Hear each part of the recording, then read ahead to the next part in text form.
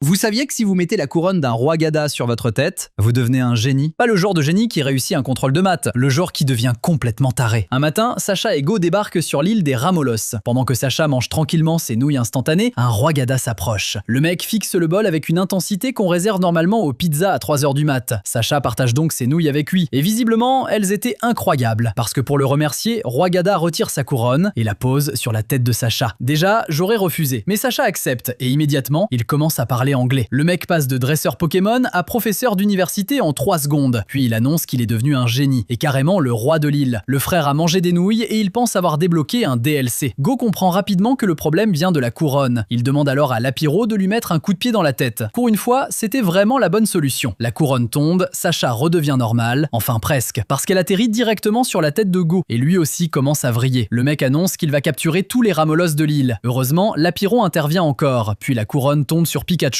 Lui au moins réfléchit pas. Décharge électrique, terminé. Enfin, c'est ce qu'il croyait, parce que cette saloperie continue de rebondir sur toutes les têtes qu'elle trouve. Humains, Pokémon, tout le monde y passe. Jusqu'à ce qu'un gigantesque Magikarp tombe littéralement du ciel. Le poisson écrase la couronne en plein vol, et celle-ci retourne enfin sur la tête de Roi Gada. Quant au Magikarp géant, c'était celui de Go, parce qu'apparemment, quelqu'un a lu ce scénario et s'est dit « Ouais, ça me paraît cohérent ».